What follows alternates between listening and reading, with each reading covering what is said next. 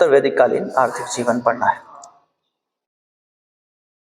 उत्तर वैदिक कालीन आर्थिक जीवन पढ़ते भी हो, खाली लिखते हो? पढ़ लेते हो ना, पढ़ा करो। पढ़ने से ज्ञान की वृद्धि होती है, ज्ञान स्थायी हो जाता है मस्तिष्क में। ना पढ़ने से व्यक्ति अज्ञानी बनता है, और अज्ञानता क्या करती है, हमें पतन की ओर लेकर के जाती है। ये मेरा कथन है, किसी पुस्तक में नहीं दिया होगा, ये मेरे कहन के अनुसार है। चलो यात्रा को आगे बढ़ा के पॉइंट टू पॉइंट जो है उत्तर वैदिक कालीन आर्थिक जीवन के बारे में हम लोग लिखेंगे। ठीक है, लिखिए इसमें। उत्तर वैदिक काल में, उत्तर वैदिक काल में, उत्तर वैदिक काल का समय कब से कब तक रहा है? टाइम, उत्तर वैदिक काल का समय कब से कब तक रहा है?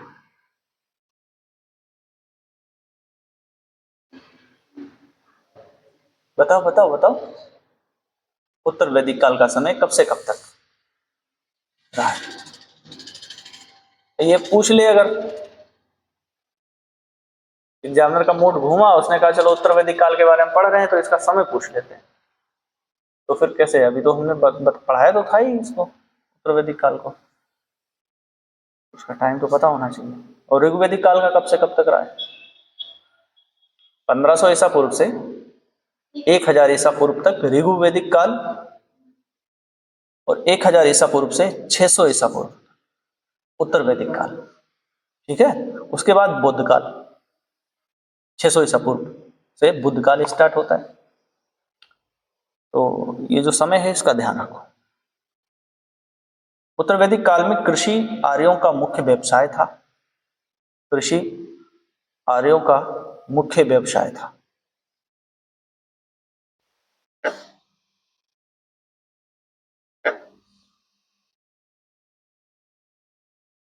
अच्छा, ऋग्वैदिक काल में क्या था आर्यों का मुख्य व्यवसाय? अगर पढ़ा है तो बताओ। पशुपालन, गुड। लेकिन उत्तर वैदिक काल में क्या हो गया? कृषि हो गया। पता है क्यों? इतना बड़ा बदलाव क्यों हुआ? आप लोगों ने अगर आर्थिक व्यवस्था को सही से जाकर के पढ़ा है तो ये खुद ही निर्णय हो जाएगा कि इतना बड़ा बदलाव क्यों हुआ। क्योंकि कृषि को ऊपर उठाने के लिए हमें क्या चाहिए? कृषि के हेतु उसकी सहायता के लिए महत्वपूर्ण सामग्रियां चाहिए। महत्वपूर्ण सामग्रियां सिंचाई के उचित साधन हो, खेत को जोतने के लिए हल हो, यंत्र होने चाहिए, फसल काटने के यंत्र होने चाहिए, खेत को कैसे उपजाऊ भूमि को बनाया जाएगा उसके लिए फसलों का ज्ञान होना चाहिए। ये सारी चीजें ऋग्वैदिक काल में बहुत कम लोगों के पास थी। और सबसे बड़ी कमी क्या थी? लोहा, लोहे का ज्ञान ही नहीं था। हल, जितने भी यंत्र होते हैं कृषि से संबंधित, ठीक है, आजकल आप देखते हैं सभी लोहे के बने होते हैं। लोहा क्या है? एक मजबूत और टिकाऊ धातु है। कांसा तांबे का अगर हल बना दिया जाए तो वो टिकेगा, वो मुलायम होता है, मुड़ जाएगा। लोहा नहीं मुड़ता जल्दी, है ना। लोहा एक मजबूत और टिकाऊ धातु है। उत्तर वैदिक काल तक आते आते लोहे का नॉलेज लोगों को हो गया था, लोहे का ज्ञान हो गया, उससे यंत्र बनाए गए, और वो यंत्र क्या हुए? कृषि की सहायता में महत्वपूर्ण सिद्ध हुए। और इसीलिए उत्तर वैदिक काल में क्या हुआ? कृषि जो है वो सबसे प्रमुख व्यवसाय हो गया। लोगों के पास यंत्र हो गए, सामग्रियां हो गई, तो बड़े पैमाने पर लोग कृषि करना शुरू कर दिए। ये कारण था, कृषि बढ़ गई और बहुत ही बड़े पैमाने पर कृषि होने लगी। अगला लिखेंगे। शतपथ ब्राह्मण में, शतपथ ब्राह्मण में कृषि की, शतपथ ब्राह्मण में कृषि की चारों क्रियाओं कृषि की चारों क्रियाओं, जुताई, कॉमा, बुवाई, फिर कॉमा, कटाई, फिर कॉमा, मड़ाई।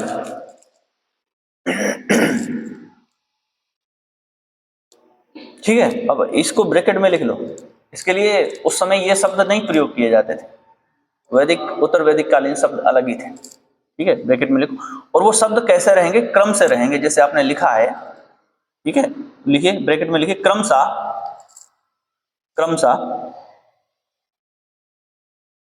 कृषंता, कृषंता। ये जुताई के लिए प्रयोग किया जाता था, जुताई के लिए कृषंता, कॉमा लगाइए। फिर आपने क्या लिखा था? बुवाई, है ना, उसके लिए क्या? बपंता।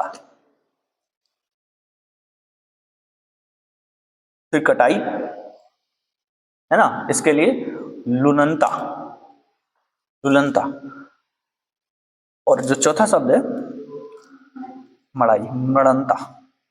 ये 4 शब्द और बहुत आसानी से ध्यान हो सकते हैं, है ना भाई। पूरी कृषि की प्रक्रिया इन 4 स्टेप से गुजरती है। पहले खेत की क्या करते हैं? जुताई करते हैं। फिर क्या करते हैं? फसल बुवाई होती है। फिर फसल कटाई होती है। फिर फसल से अनाज बाहर निकाला जाता है। ये क्रिया जो है पूरी इस तरीके से चलती है। ठीक है, आगे इसी में लिखिए, का उल्लेख मिलता है। ब्रैकेट बंद कर दीजिए, का उल्लेख मिलता है।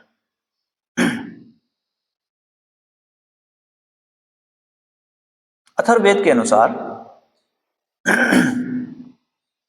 सर्वप्रथम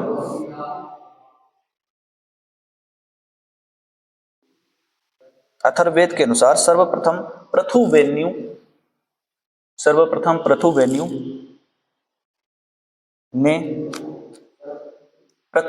ने इसको अंडरलाइन कर लीजिएगा। पृथुवेन्यु व्यक्ति का नाम है, नाम मतलब नहीं। ठीक है, हल व कृषि को जन्म दिया, हल व कृषि को जन्म दिया।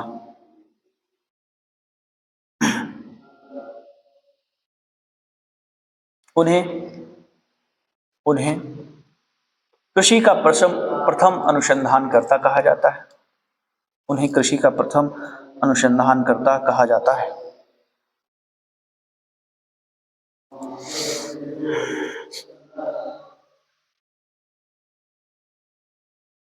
अगला पॉइंट और बहुत ही महत्वपूर्ण, लिखिए, फसल चक्र के प्रति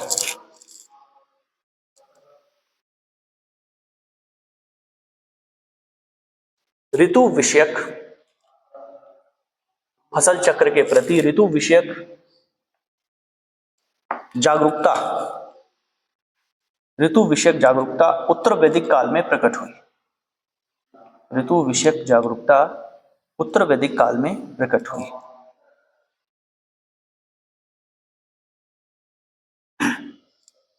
ऋतु विषयक जागरूकता का मतलब यह होता है कि किस ऋतु में कौन सी फसल उगाई जाएगी।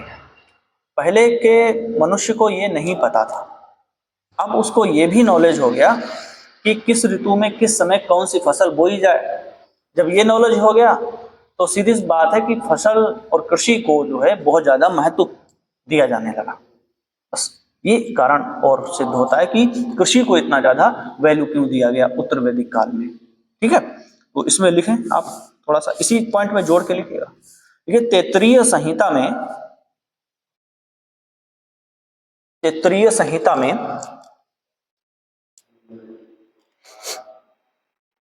वर्ष में 2 फसलें उत्पन्न करने का उल्लेख मिलता है। वर्ष में 2 फसलें उत्पन्न करने का उल्लेख मिलता है।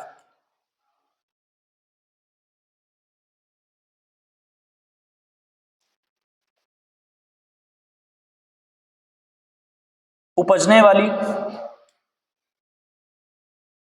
फसलों में जौ, उपजने वाली फसलों में जौ तो था ही, जौ तो था ही, साथ ही जौ तो ऋग्वैदिक काल में भी था, ठीक है। साथ ही धान व गेहूं भी अब मुख्य फसल, धान व गेहूं भी अब मुख्य फसल हो गई थी।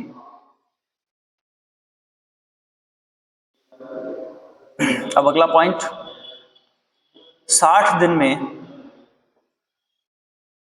पकने वाले धान को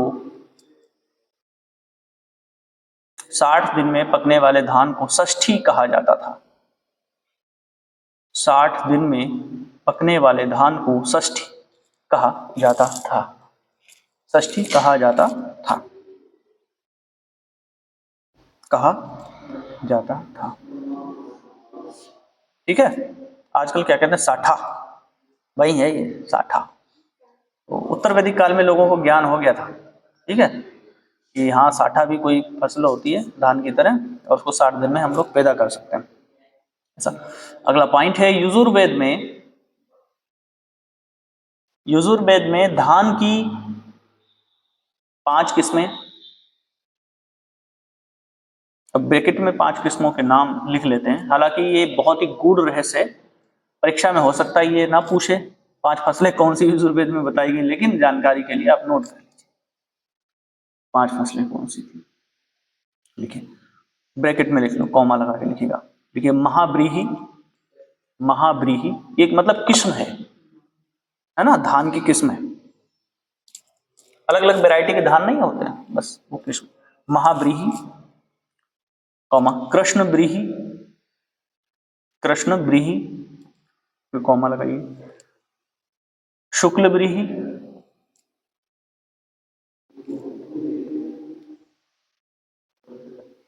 फिर कॉमा लिखिए, आसु धान्य, आसु धान्य।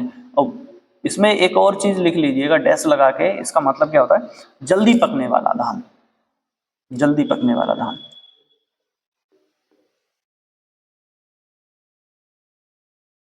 तथा, तथा हायन, हायन, इसमें डैश लगा के लिख लो, 1 वर्ष में पकने वाला। ये धान ऐसा था, ये पूरे साल खेत में लगा रहता था, 1 वर्ष में पकने वाला। ब्रैकेट बंद कर लीजिए। ये तो बात कही किसने, यजुर्वेद में। तथा, अभी फुल स्टॉप नहीं लगाएंगे, तथा अथर्ववेद में, अथर्ववेद में धान की 2 किस्मों, अथर्ववेद में धान की 2 किस्मों, ब्रीही तथा तंदुल का वर्णन मिलता है, तथा तंदुल का वर्णन मिलता है, तथा तंदुल का वर्णन मिलता है, ठीक है। तो ये चीज है धान के बारे में। अगला पॉइंट है, लिखिए, गोधूम, गोधूम ब्रैकेट में लिख लो, इनका मतलब भी समझेंगे। गेहूं, गोधूम, उत्तर वैदिक काल में गेहूं को गोधूम कहा जाता था, ठीक है।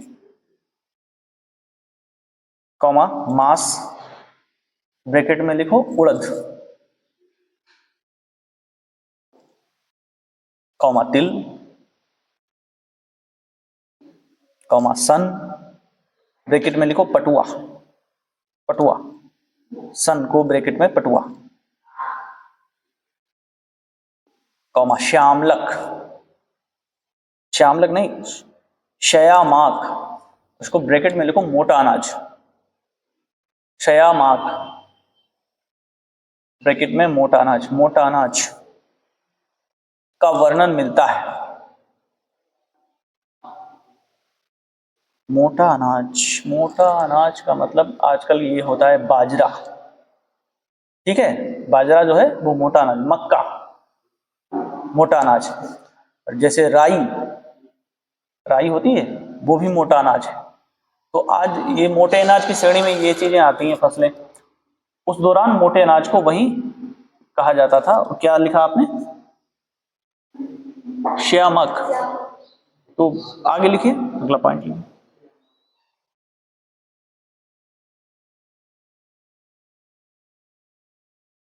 लिखिए, आर्यों को चावल ब्रैकेट में धान का प्रथम परिचय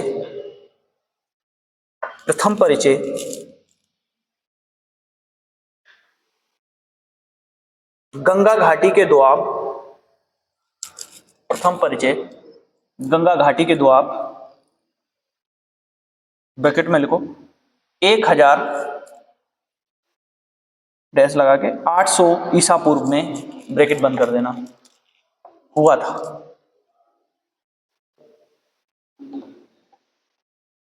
ठीक है, देखो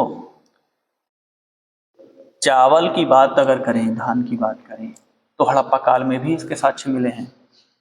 लेकिन आर्यों को, आर्य कौन, जो वैदिक काल में आए, ठीक है, आर्यों को चावल का प्रथम ज्ञान इसी समय,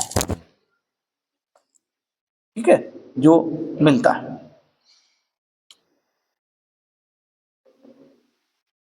अथर्ववेद में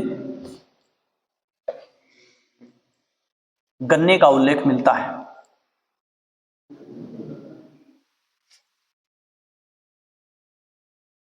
और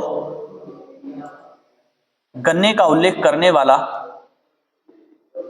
ये पहला ग्रंथ है। यह पहला ग्रंथ है।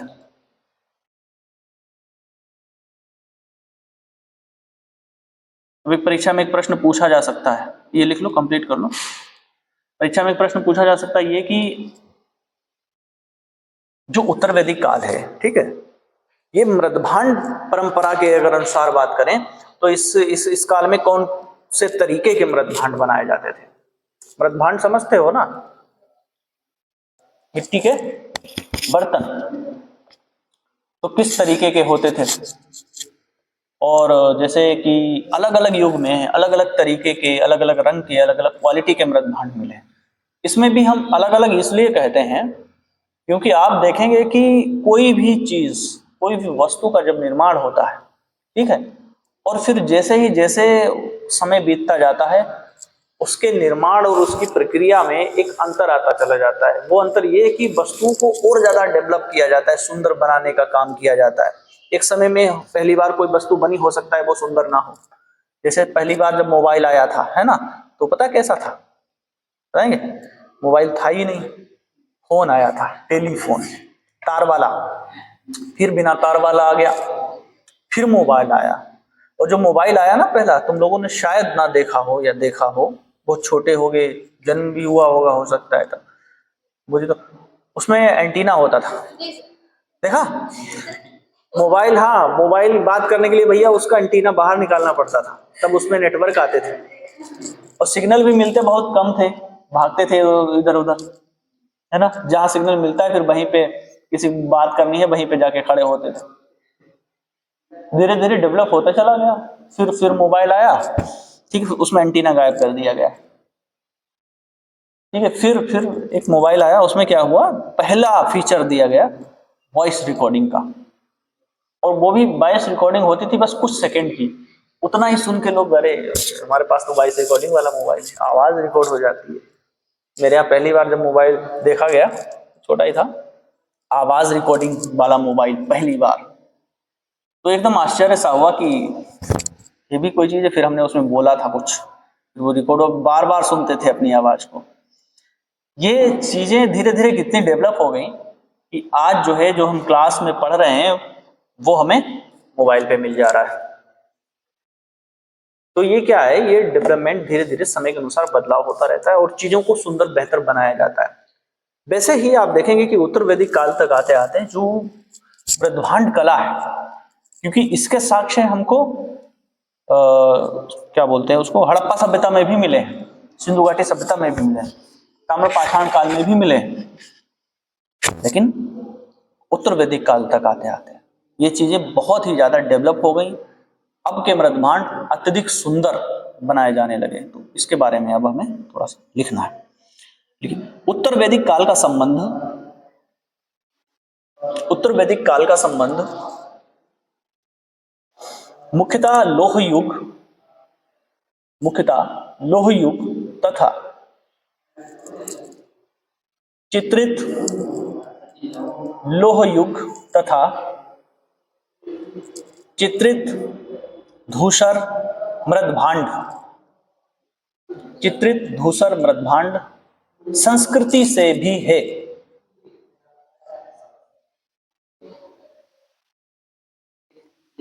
से भी है मतलब इस काल में जो मृदभांड थे वो चित्र के रूप में उन पे चित्र बनाए जाते थे, इसलिए उनको चित्रित धूसर संस्कृति, मृदभांड संस्कृति कहा गया। ठीक है, पहले के मृदभांडों पर चित्र बने होते थे, लेकिन वो चित्र अलग वैरायटी के थे, जैसे रस्सी का छाप, रस्सी से उन्होंने क्या किया, रस्सी चारों तरफ लपेट दी, रस्सी की छाप बन गई, तो वो डिजाइन उनके अनुसार हो गई, उस पर हाथ से डिजाइन। लेकिन अब जो है, अब बहुत ही बेहतरीन ढंग के मृदभांड मिल रहे हैं, उनपे बहुत सुंदर सुंदर चित्र बनाए जा रहे हैं इस तरीके के। लिखिए, अभी तक ज्ञात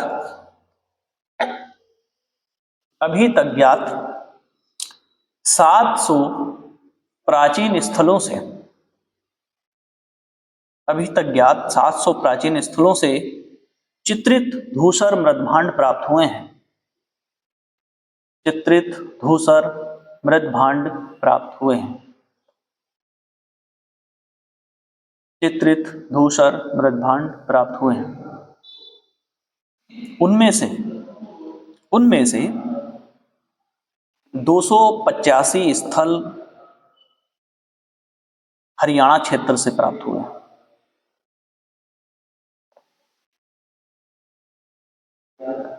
ठीक है, तो हरियाणा में ये टेक्निक ज्यादा पाई गई मृदभांडों पर चित्रकारी करने की। यही क्षेत्र उत्तर वैदिक कालीन सभ्यता का, यही क्षेत्र उत्तर वैदिक कालीन सभ्यता का केंद्र माना गया है, केंद्र माना गया है।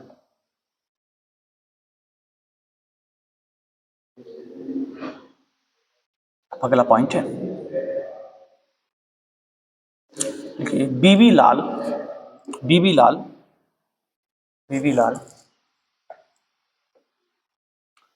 ऋग्वेद में उल्लिखित, बीबी लाल ऋग्वेद में उल्लिखित अयस शब्द का समीकरण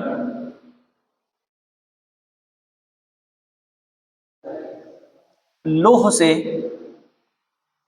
करने का प्रयास करते हैं। लोहे से करने का प्रयास करते हैं, परंतु भारतीय उपमहाद्वीप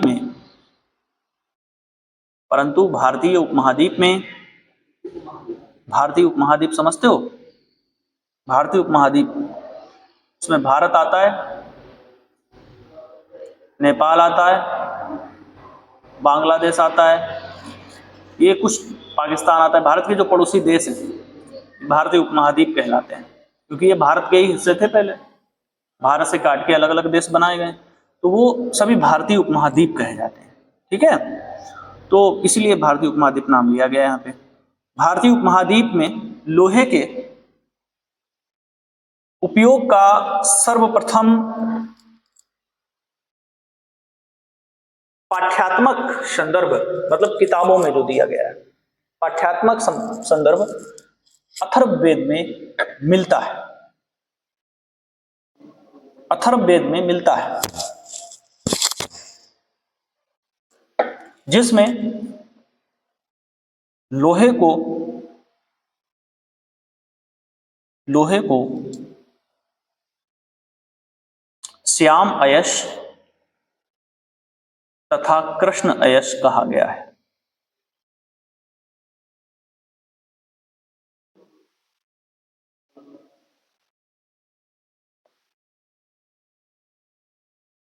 सर्वप्रथम, नई लाइन से नया पॉइंट है, सर्वप्रथम अतरंजी खेड़ा, इन स्थलों के नाम पूछेगा। ठीक है, सर्वप्रथम अतरंजी खेड़ा व व नोह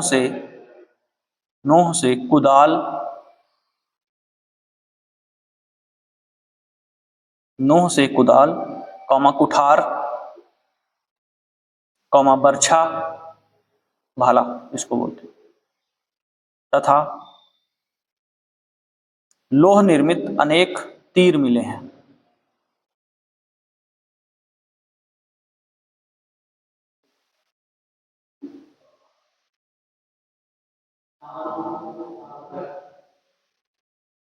तीर मिले हैं। देखिए अगला पॉइंट है, तैत्तिरीय संहिता में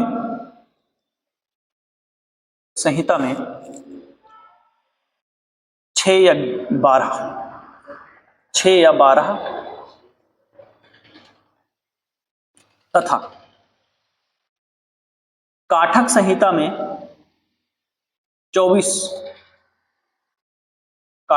में 24 बेलों द्वारा खींचे जाने वाले हलों का उल्लेख मिलता है। बेलों द्वारा खींचे जाने वाले हलों का उल्लेख मिलता है।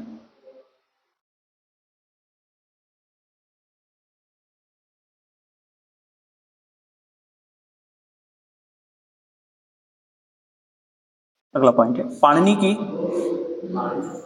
पाणिनि नाम सुना तो होगा। पाणिनि की क्या पुस्तक का नाम क्या है?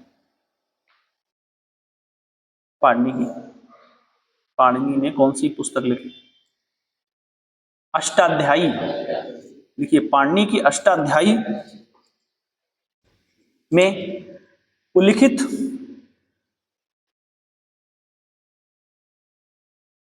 कुशी शब्द का तात्पर्य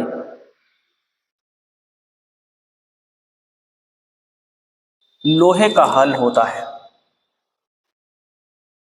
लोहे का हल होता है।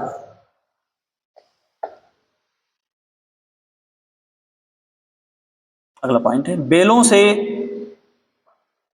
हल जोतने वालों, बाल्य कर लेना, बेलों से हल जोतने वाले कृषकों को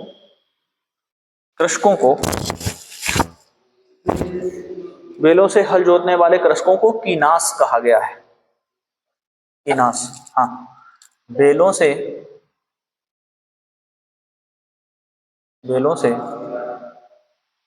हल जोतने वाले कृषकों को कीनास कहा गया है। तैत्तिरीय ब्राह्मण में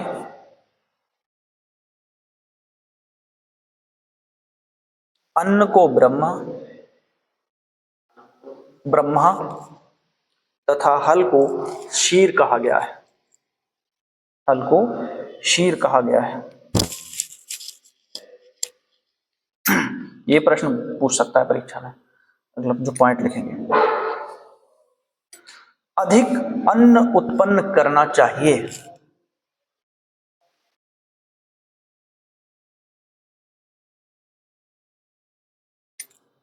अधिक अन्न उत्पन्न करना चाहिए, यह उल्लेख सर्वप्रथम तैत्तिरीय ब्राह्मण में मिलता है।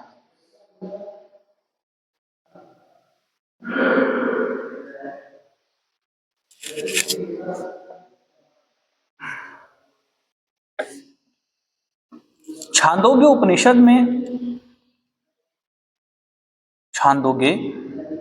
में एक दुर्भिक्ष का उल्लेख है।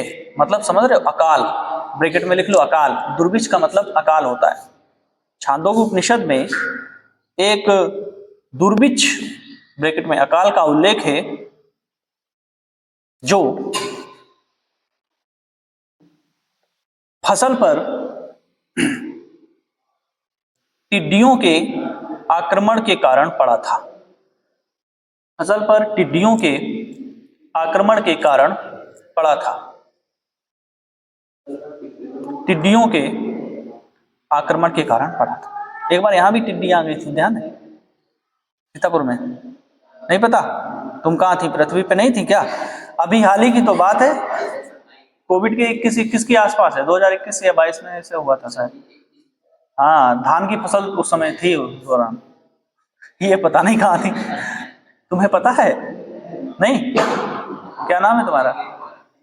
हाँ, केक्षा तुम्हें पता है? नहीं, अच्छा, तुम लोगों को पता है? अब ये पता नहीं कैसे लोग हैं, तुम्हारे लिए पता नहीं कौन सा युग था, हो सकता है दूसरे युग से आई हो, हैं? हड़प्पा सभ्यता की हो सकती है। हम लोग तो वैदिक कालीन है, तो हमें उत्तर वैदिक काल में जो दिखा वो यहाँ भी दिखा। चलो, क्या टिड्डियों के आक्रमण का कारण? लिखिए अगला पॉइंट, अथर्ववेद में टिड्डी दल से, इनका पूरा ग्रुप होता है, एक जिधर जाएगी ना सभी उधर जाती हैं। एक उसका राजा होता है, वो आगे आगे चलता है, जिधर वो जाएगा सारे उधर जाएंगे। राजा के सेनापति उसको बोल सकते हैं। और जैसे जिस खेत के पास पहुंचे तो सेनापति आक्रमण कहता है, सारे जुड़ जाते हैं खाने के लिए, पूरा खेत खा जाते हैं। समझ रहे हो? वैसा ही है। तो अथर्ववेद में टिड्डी दल से फसल को रोग से बचाने के लिए तथा तथा सूखे की स्थिति से निपटने के लिए, सूखे की स्थिति से निपटने के लिए मंत्र अनुष्ठानों का वर्णन मिलता है, मंत्र अनुष्ठानों का वर्णन मिलता है।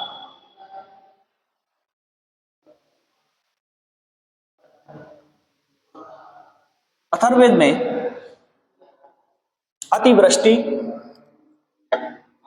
अतिवृष्टि तथा अनावृष्टि संबंधी भविष्यवाणी भी की गई है। अतिवृष्टि तथा अनावृष्टि संबंधी भविष्यवाणी भी की गई है। अनावृष्टि संबंधी भविष्यवाणी भी यहीं तक रखेंगे आज। अतिवृष्टि अनावृष्टि मतलब, अतिवृष्टि मतलब अत्यधिक वर्षा, अनावृष्टि मतलब कतई नहीं वर्षा। ठीक है, तो कई बार ज्यादा वर्षा होने लगती है तो फिर हम लोग जो है उसके लिए कहते हैं कि भाई वर्षा ना हो, जुगाड़ तुगाड़ करते हैं ऐसे ही ना। तो वैदिक जो अथर्ववेद में ऐसे मंत्रों का उल्लेख है जिनके उच्चारण से वर्षा भी रुक जाती थी। ठीक है, सूखा खत्म होता था, बीमारियां रोग खत्म होते थे फसलों में। आजकल भी ऐसे करते हैं ना, टोने टोट के फसलों में रोग खत्म करने के लिए। होता है? होता है नहीं होता? बताओ, फिर मैं बताता हूं, क्योंकि मैंने देखा है, क्योंकि हम भी किसान के ही बेटे हैं। फसल में जब जैसे बुवाई होती है गेहूं की, ठीक है, तो पहले चारों दिशाओं में थोड़ा थोड़ा ऐसे डाल देते हैं, तब स्टार्ट करते हैं गेहूं या धान कोई फसल बोना। आप लोगों को पता नहीं है, गन्ना ना बोया जाता है तो भी उसकी पूजा होती है। गन्ना जब छिलता है तो एक आध गन्ने छोड़ दिए जाते खेत में। ये सब क्या है? ये टोना टोटका ही है ना। फसल अच्छी हो, उपजाऊ हो, और आने वाले समय में भी अच्छा हो, ये सब किया जाता है। अनाज तोला जाता है तो थोड़ा सा हटा दिया जाता है साइड में। तो ये सब क्या है? ये सभी कहां से हमें मिला है? ये सब कहां से आया? ये हमें सब पीढ़ी दर पीढ़ी सीखते चले आए, अथर्ववेद से ही सब निकल के आया है। ठीक है, तो ये सब चीजें हैं। हाँ वो तो ठीक है, वो ठीक है, लेकिन हाँ होता है ऐसा। ये टोने टोटके जो हैं आज भी प्रचलन में है, ये आए कहां से? सब वहीं से सीखे हम लोगों ने। जो भी हम सब लोग कर रहे हैं आज, कुछ नया नहीं है, ये हमारा पीढ़ी दर पीढ़ी चला आया, परंपरागत है सब, और उसी को हम फॉलो करते हैं। शायद आने वाले समय में आने वाली पीढ़ियां उसी को फॉलो करेंगी। इसी को कहते हैं संस्कृति को संरक्षित करना। और ये भारतीय संस्कृति की क्या है, पहली बहुत महत्वपूर्ण विशेषता है कि हम जो हैं अपनी संस्कृति को संरक्षित करे हुए हैं। कब से? वैदिक काल से। हड़प्पा सभ्यता की चीजें आज देखने को मिल जाएंगी, वैदिक काल की चीजें देखने को मिल जाएंगी। इतनी पुरानी चीजें ये कोई दूसरा देश नहीं कर सकता, भारत ही कर सकता है। ठीक है, यहीं तक रखते हैं।